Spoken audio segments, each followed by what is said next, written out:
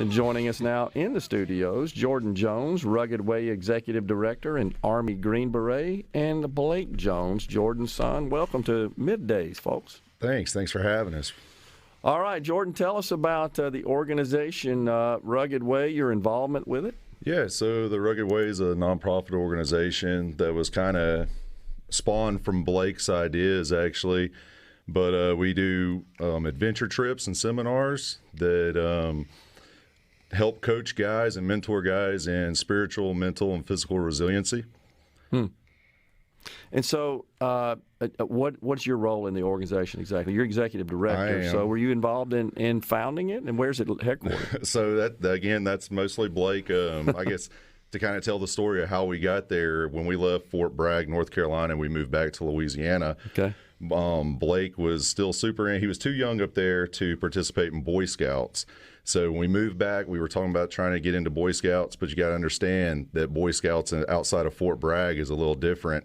You know, it's all Green Berets that are the den leaders and everything. So we would do the booklet.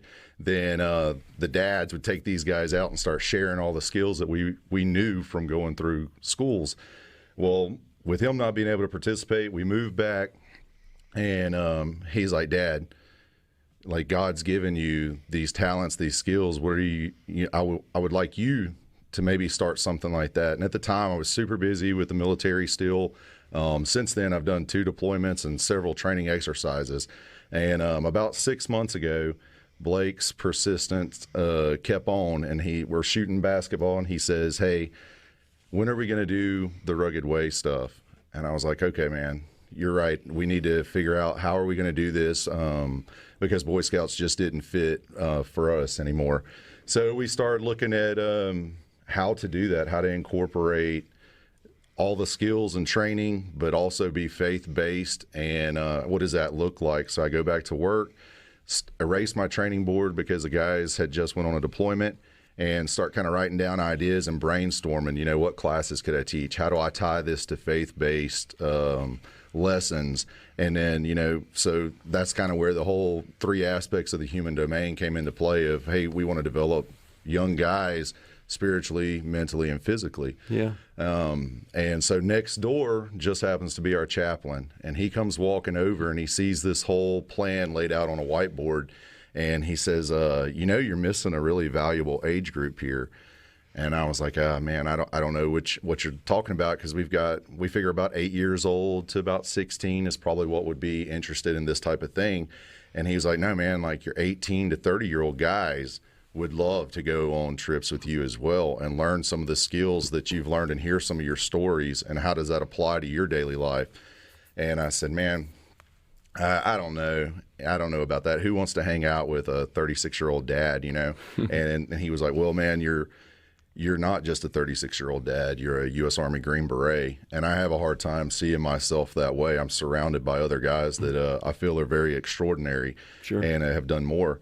And he was like, I'm telling you, that's what you need to do. And it's funny how God works in that, because within 2-3 days, I'm talking to a therapist friend of mine, and I'm kind of pitching this idea to him. And he says the same exact thing, almost verbatim. He says, you're kind of missing an age group that would really enjoy this. Your young men up to 30s, even maybe older, would love to participate in something like this. So then, things kind of started twisting from just meeting up and doing skills trainings to let's go on actual adventures, excursion type things where we go hiking or kayaking, ATV riding. We've even got a trip that's using pack horses now that we've kind of planned out, where we go on this unknown distance, kind of unknown time thing, and let disconnect from everything that's going on in the world around you and start learning some basic survival skills and be a little bit uncomfortable and a little bit vulnerable. And then at night, talk about, what does it mean to be a godly man? What does it mean to be a manly man? Can you be both godly and a manly man? Because, I believe that our culture has kind of started separating the two, that if you're going to be a manly man, maybe you're not such a Christian man when that's not the case. You can, have the warrior mentality and be a protector and a provider, and also be nurturing and kind and loving and, a godly man. So yeah. Sure. So, do you feel like, Jordan, that you're kind of filling a void that this kind of mentorship and this kind of training yeah, is just absolutely. not available elsewhere? Well, so there is just doing market analysis when we're looking at prices and stuff. There is a plethora of survival schools, but when you start trying to tie in spiritual development with survival skills, and then life has a lot of unknowns, so we're trying to keep our adventures slightly unknown, some mystique about them. So when you wrap all of that together and try to develop all three aspects, it's pretty hard to find something that does that, and not to mention just a positive influence on men and boys.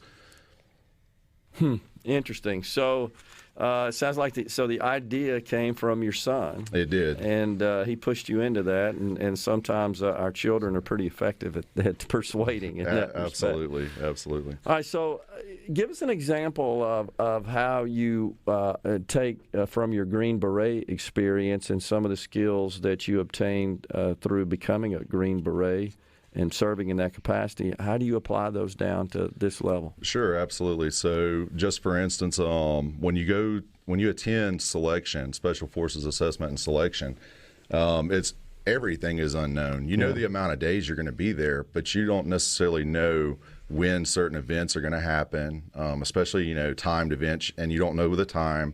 You may not even know the distance that you're going to travel, and so that creates a psychological aspect of it. Even though you can run 5 miles, you don't know if it's going to be 5 miles or 6 miles or 7 miles, so you just have to do your best.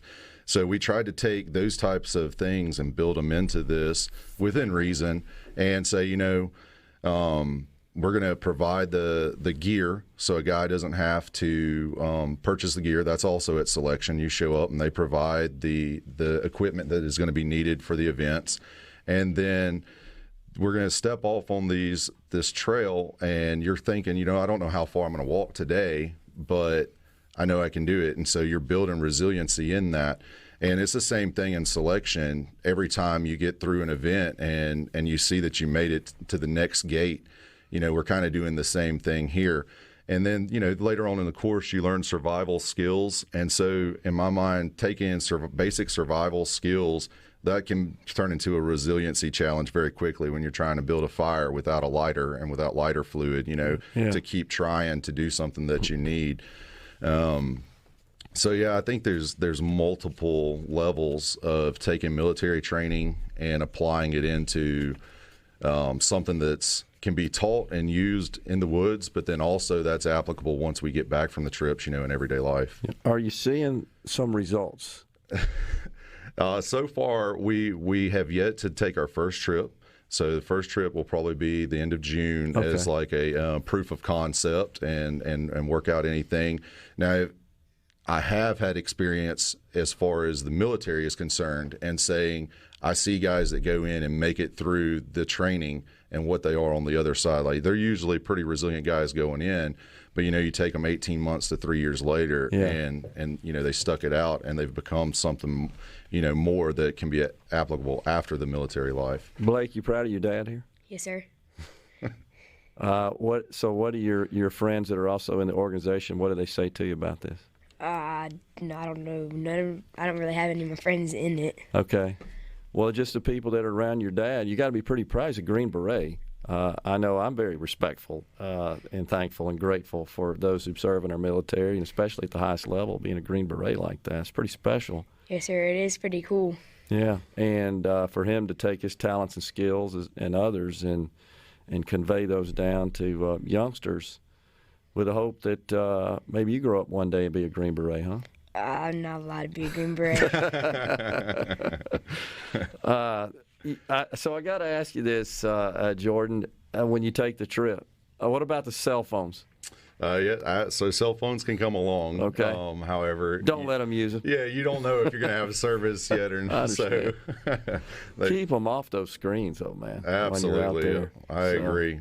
I think that's part of it, is disconnecting so we can reconnect with one another and build relationships. Well, sounds like a great deal. Congratulations, and I look forward to perhaps having you back on and hearing about how this is working out. I think it's going to be a successful Absolutely. deal. I appreciate it. Thanks for having us. Yeah, Jordan Jones and his son Blake have been our guests here on Midday, and they are with The Rugged Way. He's the executive director.